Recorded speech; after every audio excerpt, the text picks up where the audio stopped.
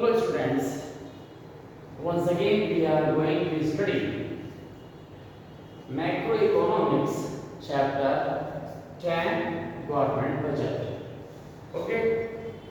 तो स्टूडेंट्स जो हम लास्ट वीडियो में यहाँ जो हमने यहाँ पर डिस्क्राइब किया था जिसमें आपके पास जो बजट रिसीप्ट्स थी उसमें आपको हमने यहाँ पर रेवेन्यू रिसीप्ट्स के बारे में बताया था और यहाँ आपको हमने उसके जो आपके पास सोर्सेस थे उनके बारे में थोड़ा बताया था। आज हम आपको यहाँ पर कैपिटल रिसीप्ट्स के बारे में बताएंगे। ओके, उससे पहले जो रेवेन्यू रिसीप्ट्स के हमारे पास जो कुछ पॉइंट रह गए थे हम उनको थोड़ा सा यहाँ पर एक्सप्लेन कर देते हैं। तो वहाँ पर कौन कौन से आपके पास पॉइंट रह गए थे तो वो आप जरा यहाँ पर समझ लें। तो वो पॉइंट कौन कौन से थे तो देखें कि जब हमने बात की थी रेवेन्यू रिसीप्ट की तो रेवेन्यू रिसीप्ट में आपके पास टैक्सेबल इनकम हो गई थी और नॉन टैक्सेबल इनकम में आपको हमें क्या समझा रहे थे, आपको हम एस शीट के बारे में यहाँ पर बता रहे थे। ओके, तो जो एस शीट है वो आपके पास हमने बताया था कि जब कोई भी ऐसा पर्सन जो कि विदाउट बिल के अगर उसकी डेथ हो जाती है तो उसकी प्रॉपर्टी को लेकर विवाद हो जाता है या हम कह सकते हैं कि जो कंट्रोवर्शियल कंडीशंस जो है वो क्रिएट हो जाती हैं, तो उन्हें हटाने के लिए गवर्नमेंट उनको क्या कर लेती है, अपने अंडर ले लेती है। तो ऐसी जो प्रॉपर्टीज है वो क्या कहलाती है, कल हमने आपको बताया था कि वो हमारे पास एस शीट वो हमारे पास कहलाती है। तो ये एस शीट आपके पास है और इसके एग्जांपल्स हमने आपको कल बता दिए थे कि आपके पास चाहे वो दिल्ली का आपके पास लाल किला हो, रेड फोर्ट की हम बात कह सकते हैं, आगरे के ताजमहल की बात कह सकते हैं। ओके, बहुत सारे हमारे पास ऐसे मॉन्यूमेंट्स हैं जो कि मतलब किसी पर्सनालिटी ने उसको अपने पर्पस से बनवाया लेकिन अब विदाउट जो लीगल आपके पास बिल है उसके एब्सेंस में वो गवर्नमेंट के पास है और उस पर आप देखिए गवर्नमेंट ने क्या किया, उसको टूरिस्ट प्लेस बना दिया और उससे आप वो इनकम जनरेट करते हैं। तो वो हमारे पास क्या है, रेवेन्यू रिसीप्ट्स का ही एक एग्जांपल आपके पास है। इसके अलावा देखिए हमने आपको और भी यहाँ पर बताया था, एक आता है स्पेशल असेसमेंट। जो हमारे पास क्या आता है, हमने बात कही इसकी स्पेशल असेसमेंट की। तो ये देखिए जो हमारे पास क्या है, स्पेशल जो हमारे पास असेसमेंट हमारे पास होता है, स्पेशल असेसमेंट ये हमारे पास क्या रहता है। तो इसकी भी आप यहाँ पर समझ लीजिए कि ये जो स्पेशल असेसमेंट है या स्पेशल जो फैसिलिटीज है इसके बदले गवर्नमेंट क्या करती है, वो एक उस पर ड्यूटी इम्पोज कर देती है या आप कहें कि उसके ऊपर एक फीस रख देती है। तो उससे क्या होता है कि जो आपकी जो फैसिलिटीज मिल रही हैं उसके बदले आपको क्या मिलता है, आपको जो सुविधा मिल जाती है, जो आपको आसानी होती है उसके बदले में आप कुछ पेड करते हैं। तो उसके लिए एक एग्जांपल समझ लेते हैं। मान लीजिए कि ये आपके पास क्या है, एक ये आपके पास क्या है, ये एक पोर्शन है ये जिसमें आपके पास पानी जो है इसके अंदर आपका ये बह रहा है। ओके, ये एक नहर है और इसके एक साइड में देखिए यहाँ पर एक कॉलोनी है, ऐसे ही एक कॉलोनी इस साइड में। ओके, अब क्या होता है कि ये जो कॉलोनी है हमारे पास, ये मान लो एक कॉलोनी इसको हमने कहा और ये कॉलोनी क्या होता है कि ये दूर तक यहाँ कहीं जाकर यहाँ पर इसको क्रॉस करने का रास्ता है। तो यहाँ से यहाँ तक ये 5 किलोमीटर आप देखेंगे और ऐसे ही जब ये यहाँ से 5 किलोमीटर है तो ये यहाँ से भी आपके पास 5 किलोमीटर होगा। देखिए ये 5 किलोमीटर आपके पास रास्ता है। तो अगर किसी व्यक्ति को मान लीजिए क्या करना होता है, यहाँ से ये मान लीजिए कि एक व्यक्ति जो यहाँ रह रहा है वो यहाँ आना चाहता है, तो यहाँ आने के लिए बीच में जो हमारे पास है पानी है, नहर है, पानी भरा हुआ है, इसको कैसे वो पार कर सकता है, नहीं कर सकता। यहाँ से यहाँ तक जो डिस्टेंस है इस कॉलोनी की अगर हम यहाँ पर देखें तो ये जो हमारे पास जो डिस्टेंस दिख रही है वो यहाँ से यहाँ तक कितनी है, वो केवल मान लीजिए 400 मीटर की है। लेकिन इस 400 मीटर की डिस्टेंस को कवर करने के लिए व्यक्ति को घूम के जाना पड़ रहा है। पहले 5 किलोमीटर इधर गया और फिर 5 किलोमीटर यहाँ आया। आने जाने में उसे आधा घंटा या 1 घंटा उसको लग जाता है। इसके अलावा उसको ट्रांसपोर्टेशन का चार्ज देना होता है। तो ऐसे में क्या होता है कि गवर्नमेंट क्या करती है, यहाँ के लोगों की डिमांड पर उसे स्पेशल फैसिलिटीज देती है, कंस्ट्रक्शन करा देती है। मान लो कि यहाँ से ये जो हमारे पास ये पोर्शन है, यहाँ से यहाँ आने के लिए गवर्नमेंट ने इसके ऊपर ये मान लीजिए कि क्या बना दिया, एक ब्रिज बना दिया। ये आपका क्या रहा, ये उसने एक आपका ब्रिज बना दिया।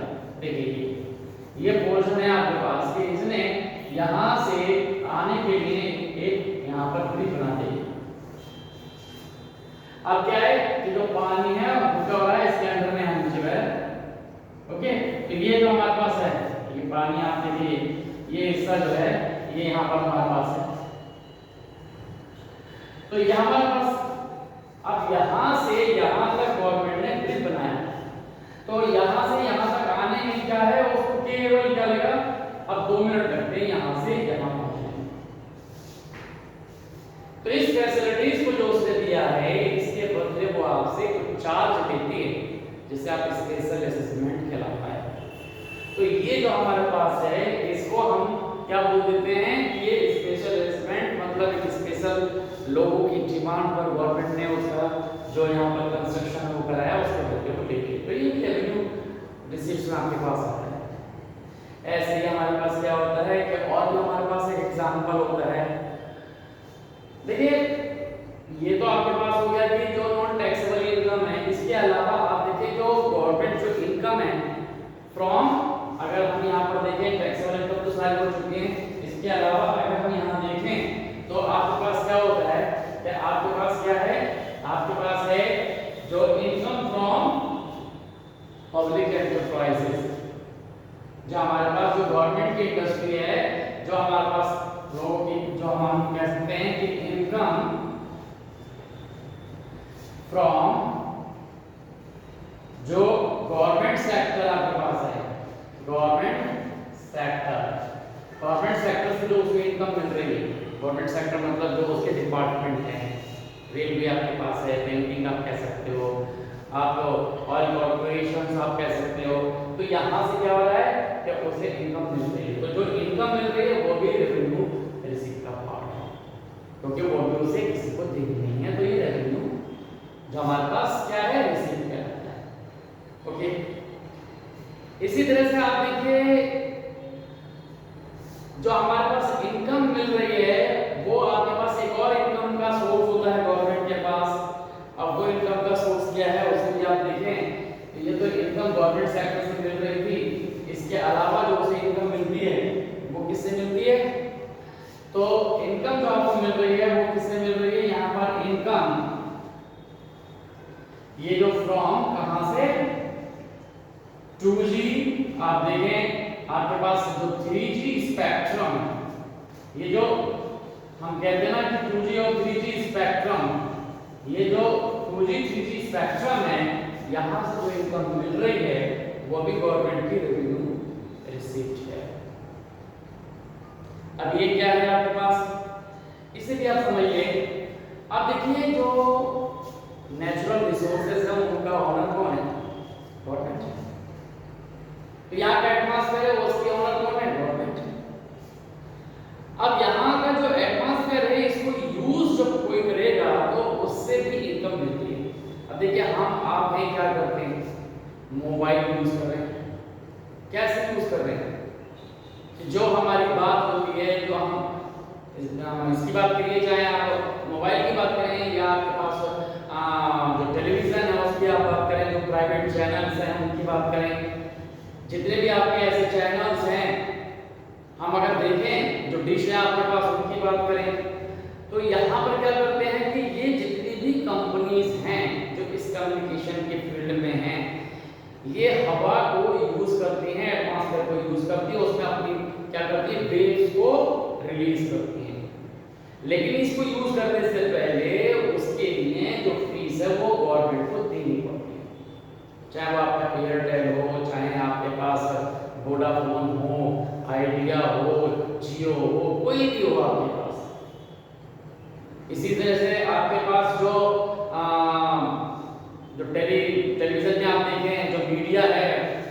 आप कह सकते हैं बहुत सारे प्राइवेट चैनल हैं, चाहे वो जीटीपी हो, चाहे वो स्टार के चैनल हो, चाहे वो सोनी के हों, ये सब क्या करते हैं, ये अपने अपने टावर्स को लगाकर एडवांस में क्या करते हैं, जो एक स्पेक्ट्रम यूज करते हैं उसको जो ये रिलीज करते हैं, उसके बदले गवर्नमेंट को इनकम मिलती है। वो इनकम भी रेवेन्यू रिसीप्ट में ही आती है। तो ये सब इनकम की जो सोर्सेज है वो रेवेन्यू रिसीप्ट में आपके पास आ गए। अब आपके पास हम चलते हैं जिसे हम बोलते हैं कैपिटल रिसीप्ट।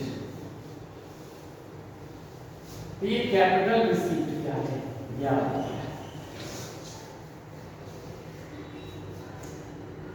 देखिए जो कैपिटल रिसीप्ट है ये कौन सी रिसीप्ट आपके पास कहलाती है, इन्हें भी आप समझ लें कि जो हमारे पास अब हम बात कर रहे हैं इसकी कैपिटल रिसीप्ट। ये कैपिटल रिसीप्ट आपके पास है, ये गवर्नमेंट की कौन सी इनकम है, ये गवर्नमेंट की जैसे रेवेन्यू होती है ऐसे ही जो कैपिटल रिसीप्ट भी है। लेकिन इस कैपिटल रिसीप्ट में भी कोई टेक्निकल दो वर्ड आपको यूज करने पड़ रहे हैं, और वो वर्ड आपको मालूम है, एक लायबिलिटी है और एक आपके पास एसेट्स है। तो हम लायबिलिटी की हम बात करते हैं, आपकी लायबिलिटी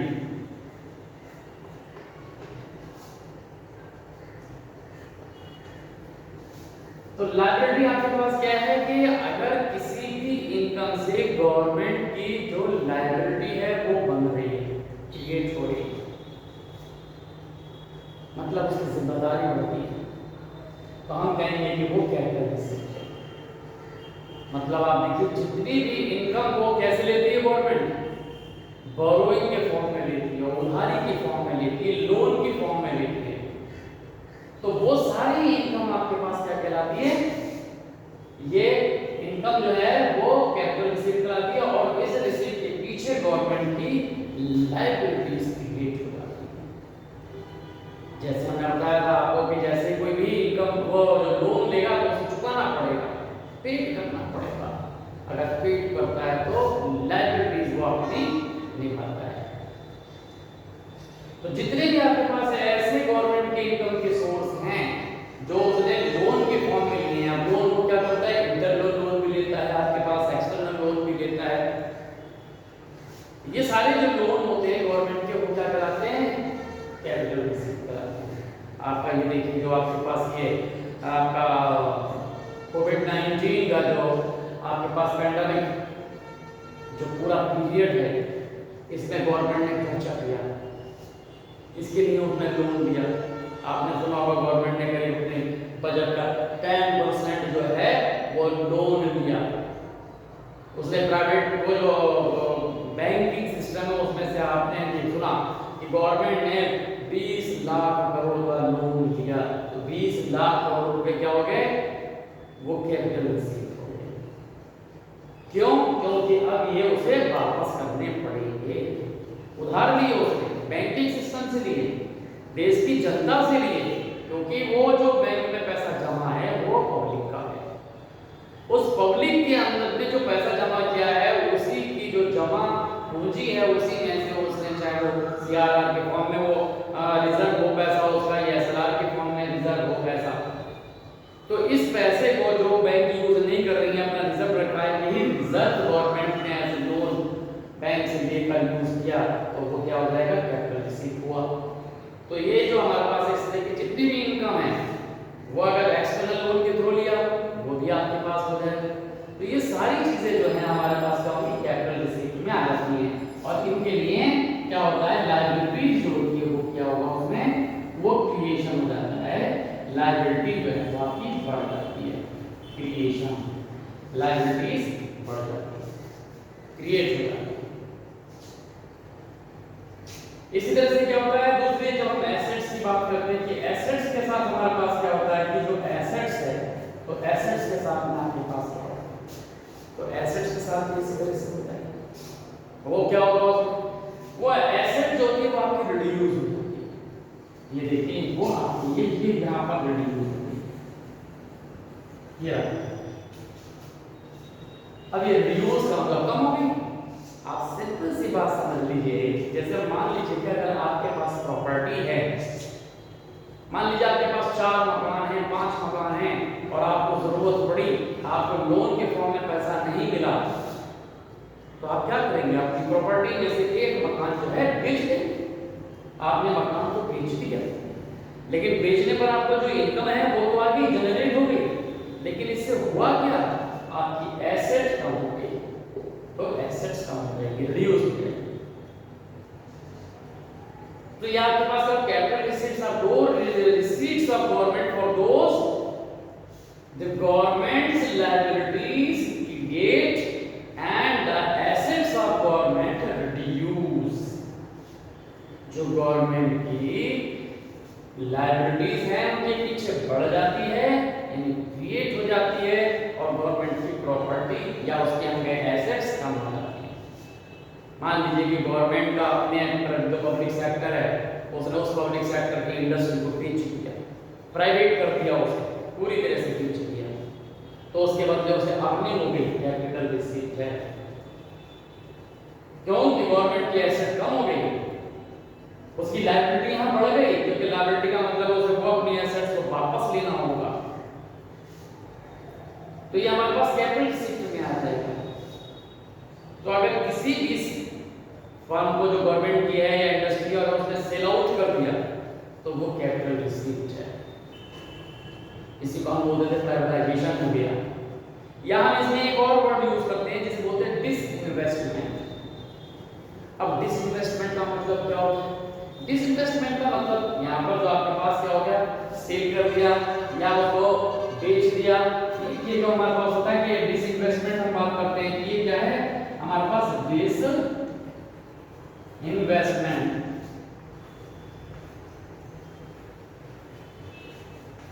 डिसइन्वेस्टमेंट।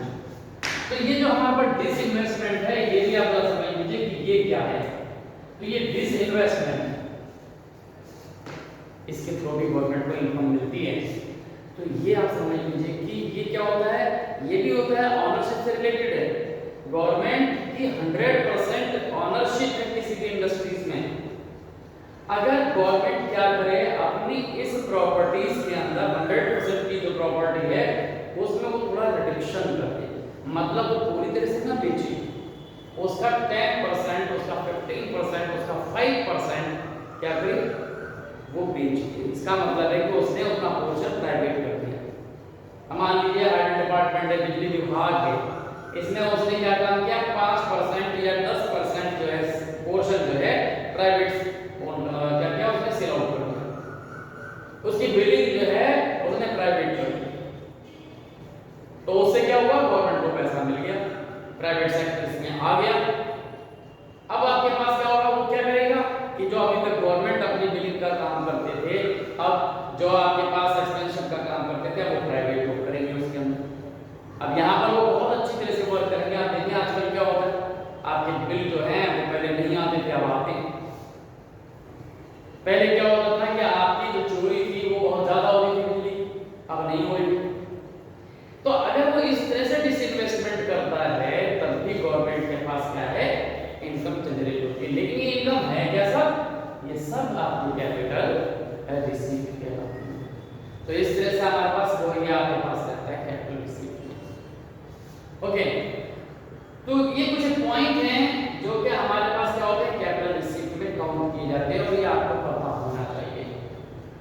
तो ये आपके पास ऐसे जितने भी और भी कुछ पॉइंट हो सकते हैं जो भी आपके पास, जिनके पीछे अगर गवर्नमेंट के लिए लायबिलिटीज बढ़ती है या आपके पास एसेट्स कम होती है, तो वो जो हमारे पास इनकम है वो इनकम आप मान लीजिए कि कैपिटल रिसीट का पोर्शन है। और जिनके लिए ये दोनों पर क्या होता है, सर नहीं होता, लायबिलिटी क्रिएट नहीं होती और एसेट रिड्यूस नहीं होती, उसमें रिडक्शन नहीं होता, वो आपके पास रेवेन्यू रिसीट कहलाती है। तो ये आपको समझ आया। ओके, इसके बाद तो हमारे पास आता है बजट रिसीट। ये आपको समझना है कि इसके बाद आ जाएगा बजट एक्सपेंडिचर। बजट एक्सपेंडिचर भी क्या है, ये गवर्नमेंट का क्या है, खर्चा है। तो इसमें भी आपके पास दो पोर्शन आपके पास रहेंगे। पहला पोर्शन आपके पास रहेगा यहाँ पर जो ये रेवेन्यू रिसीट है, ये यहाँ